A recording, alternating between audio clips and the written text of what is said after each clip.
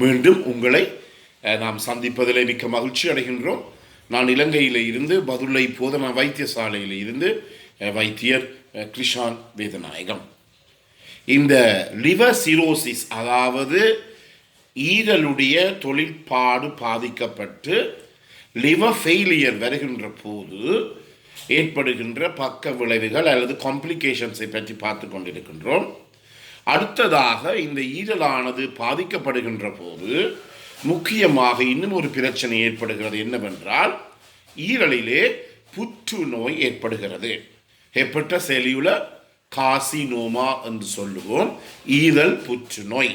எனவே ஒருவர் தொடர்ச்சியாக மதுவையோ அல்லது சாராயத்தை குடிக்கின்ற போது அவர்கள் இரத்த வாந்தி எடுப்பது மட்டுமல்ல, அத்துடன் சேர்த்து ஈரலிலே அவருக்கு ஈரல் புற்றுநோய், ஹெப்படோசெல்லுலர் கார்சினோமா எனப்படுகின்ற ஈரல் புற்றுநோயும் ஏற்படுத்தும். எனவே உங்களுக்கு தெரியும், இந்த புற்றுநோய் என்பது ஒரு பயங்கரமான ஒரு விடயம். அதுவும் எங்களுடைய உடலிலே இருக்கின்ற மிக முக்கியமான ஒரு ஆளி, மெயின் சுவிட்ச் ஆகிய இந்த ஈரலிலே இந்த புற்றுநோய் ஏற்படுமாக இருந்தால் அதனாலே ஏற்படுகின்ற பாதிப்புகளை நீங்கள் கொஞ்சம் அனுமானித்து கொள்ளலாம், என்னென்ன பிரச்சனை வரும் என்று. எனவே இப்படிப்பட்ட நோயாளிகள் மிகவும், அதாவது அவர்கள் உயிர் தப்புவது என்பது மிகவும் அருமையான ஒன்றாகத்தான் இருக்கின்றது.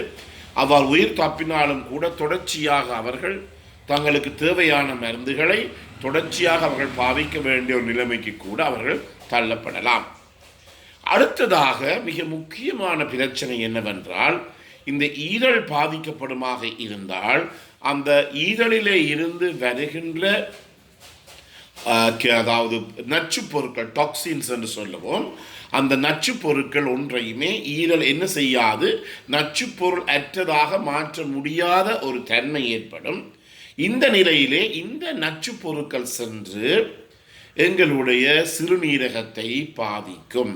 எனவே ஈரல் பாதிப்பு ஏற்பட்டவர்களுக்கு என்ன ஏற்பட போகிறது? இப்போது சிறுநீரக தொழிற்பாடு பாதிப்பு, ரீனல் ஃபெயிலியர் ஏற்பட போகிறது.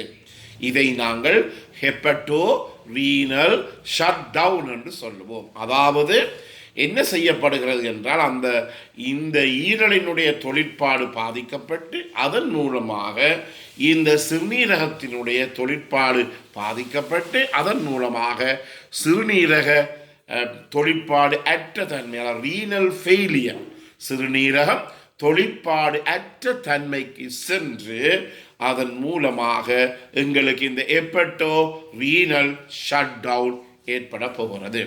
எனவே இது ஒரு பயங்கரமான அனுதாபத்துக்குரிய ஒரு நிலைமையாக இருக்கின்றது. ஏனெனில் எங்களை உடலிலே கழிவு அகற்றுகின்ற தொகுதிகளாக, கழிவு அகற்றுகின்ற அங்கங்களாக ரெண்டு இருக்கிறது. முக்கியமாக ஒன்று ஈரல், இரண்டாவதாக சிறுநீரகங்கள்.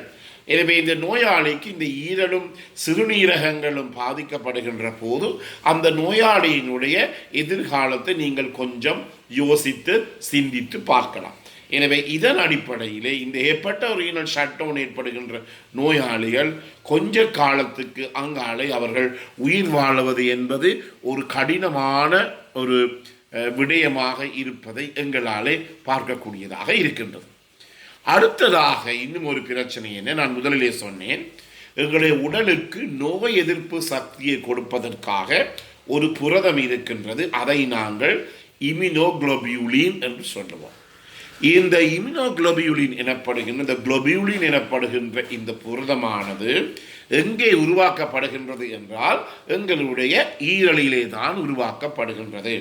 எனவே இந்த இம்யூனோகுளோபியூலின் எனப்படுகின்ற இந்த புரதமானது ஈரலிலே உருவாக்கப்படாமல் போகின்ற போது உடலிலே இருக்கின்ற நோய் எதிர்ப்பு சக்தி என்ன செய்கிறது?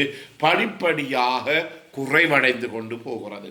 எனவே இந்த நோயாளிகளுக்கு எவ்வாறு HIV எய்ட்ஸ் எனப்படுகின்ற நோய் ஏற்படுமாக இருந்தால் இரத்தத்தில் இருக்கிற இந்த வெண்குருதி சிறுதுணிக்கையில் இருக்கின்ற CD4 எனப்படுகின்ற ஒரு வகையான வெண்குருதி சிறுதுணிக்கைகள் அளிக்கப்படுமோ, அதே போலதான் இங்கும் இந்த இம்யூனோகுளோபினுடைய உற்பத்தி குறைகின்றபடியினாலே நோய் எதிர்ப்பு சக்தி ஏற்பட்டு எந்த ஒரு சிறு நோய் ஏற்பட்டாலும் ஒரு வைரஸ் காய்ச்சலாக இருக்கலாம், ஒரு தொண்டை வலியாக இருக்கலாம், இருமலாக இருக்கலாம், காது வலியாக இருக்கலாம், அல்லது வயிற்றுப்போக்கு, வயிற்றோட்டம், டயரியா, அல்லது இந்த வயிற்றுப்போக்கு ஏற்படுகின்ற நோய்களாக இருக்கலாம்.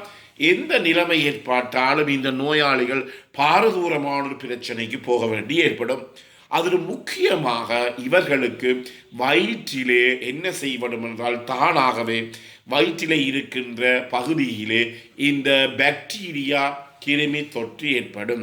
இதை நாங்கள் ஸ்பான்டேனியஸ் பாக்டீரியல் பெரிட்டோனைட்டிஸ் என்று சொல்லுவோம். அதாவது என்ன, ஒரு பிரச்சனையும் இல்லாமே, ஒரு குழப்பம் ஒன்றும் இல்லாமே தானாகவே இந்த வயிற்றிலே இருக்கின்ற இந்த பாக்டீரியா கிருமிகள் வளர்ந்து அதன் மூலமாக வயிற்றிலே மிகப்பெரிய, அதாவது வயிற்றையை, எங்களுடைய வயிற்றிலே இருக்கின்ற அனைத்து அங்கங்களையும் பாதுகாக்கின்ற ஒரு காவல்துறை அதிகாரியாக, போலீஸாக இருப்பது என்ன, ஒரு படிவு, ஒரு படலம். அதை நாங்கள் பெரிட்டோனியம் என்று சொல்லுவோம்.